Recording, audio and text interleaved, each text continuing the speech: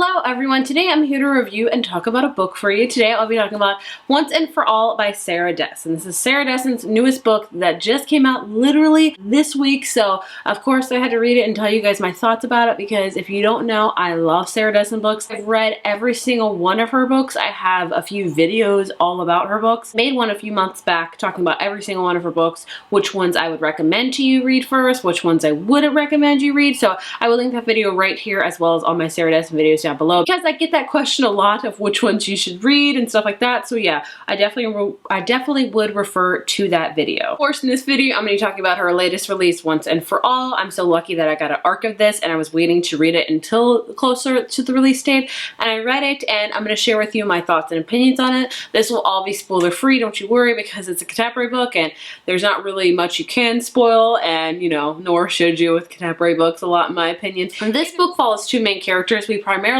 follow Luna, who spells her name quite interesting. She spells it L-O-U-N-A, which is a combination of her dad's name and her mom's name, but she goes by Luna. That's how she was supposed to say it. And the love interest in this book is Ambrose. Luna is a daughter of a wedding planner, and so she helps her mom out with her wedding planning business, with a lot of weddings and things like that, and she's seen about every wedding you can see. And then she meets this boy named Ambrose at a wedding, and she immediately does not like him. Like, she first meets him and she doesn't like him. She meets him at his mom's wedding, and then his sister's getting married and her sister hires her mom's planning company, and Ambrose actually begins to work for Luna's mom's company, so they begin to get a little bit closer, to become friends. And Ambrose is very much a serial dater. He's dating a girl every single day, and Luna is very much opposite. You learn throughout this book that she had a great love once in her life that has kind of ended badly, and you can kind of piece together what's happened, but either way, she's very cynical about the idea of love, which is kind of interesting because her mom's a wedding planner on the whole notion of love. So Luna is very skeptical and cynical about love and weddings and things like that, and Ambrose is kind of the opposite. And the whole gist of this book is all about that, and about a bet that they make midway through where she bets Ambrose that he has to like date the same girl for an entire like 3 months, and he makes a bet with her that she has to like date 3 different guys every single week, like go out on multiple dates, and it's all about their chemistry and connection and just love overall. That is what this whole book is about. Will I say this is like my new favorite Sarah Dessen novel? Sadly, no, I cannot say this. I don't even know if I would put it in my top 5 Sarah Dessen books, and that's not to say a bad thing because she has like, I think this is either her 13th or 14th book, so she's got quite a few books under her belt. I will say this is not my least favorite by any means, but it's not like up there with like my ultimate favorite Sarah Dessen books. If you want to know my favorite Sarah Dessen books, watch that video like I said. This one I found enjoyable. I gave it a 4 out of 5.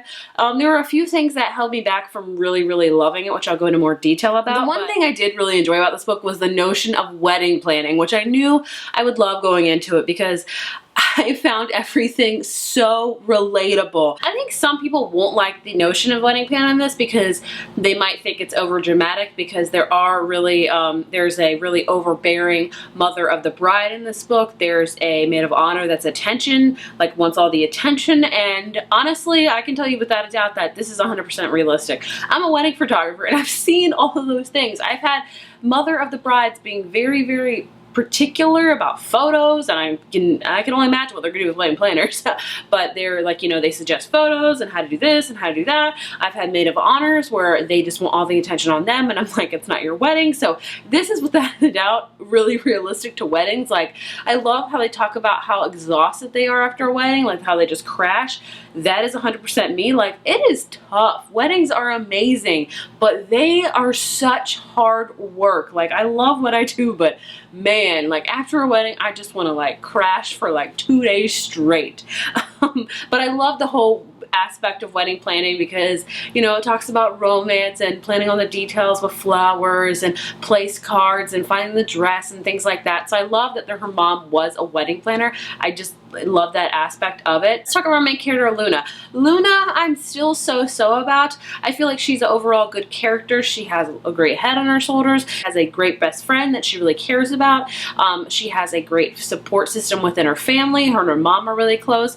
but she was just very guarded, which I think was the whole point of this book. She was a very guarded person because of what had happened to her in her past, which I will not tell you because you just have to go into that book. You just have to figure out when you read the book. But she's very guarded to like love and things like that. So it took a while to finally, for Luna to let her guard down. I really enjoyed it when she did, but I just wanted to see a little bit more development with her. But overall, like I said, I liked Luna. She was a good character overall. I just wanted to see a little bit more with her.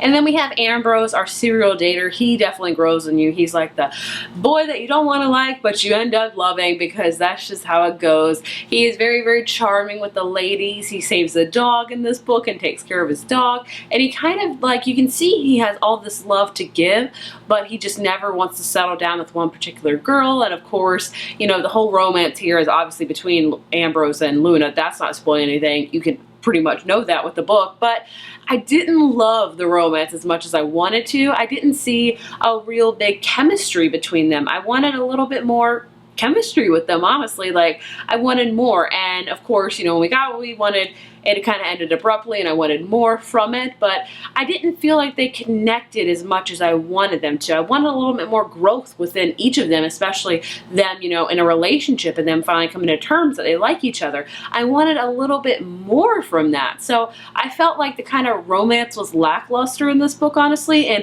I read a lot of Sarah Dessen books for the, you know, romance adorableness factor and overall the message that she has in each book, because she does have a particular message, I feel like, each books that she writes. This one, I would say, embracing love after you've kind of lost love, or maybe embracing love when you think you'll never have it again. I wouldn't say the message is very, very super strong in this book. Not harping on the book at all. I enjoyed it. It's a Sarah Dessen book. Honestly, I really enjoy whatever she writes because I just like her writing so much. It's just a summer book that you don't have to think about a lot. You can just go into and have a good time and, you know, read on the beach, read by the pool, just read in the summertime. I think Sarah Dessen books are meant to be read in the summer. I did enjoy this one. I would recommend it. Will I say this should be the first Sarah Dessen book you read if you're interested in going into Sarah Dessen? No, I do not. I don't feel like this is like one of her ultimate best, but I don't by far mean it's about one of her worst. I did enjoy it. I would recommend, if you're interested in getting into Sarah Dessen, either you start out with Truth About Forever, Just Listen, or Say Anything. Those are three of my favorite books by hers, and I would highly recommend, if you're interested in reading Sarah Dessen, to pick up one of those three books. I wouldn't say this would be the first one to start out with, but definitely read it. I'm not recommending this. I would recommend this, especially if you're a contemporary lover, that is for sure. So basically that's all I wanted to talk about this book. Hopefully it wasn't too long, hopefully it wasn't too short. If you have read this book, please let me know your thoughts and opinions, especially if you have read a lot of other Sarah Dessen books.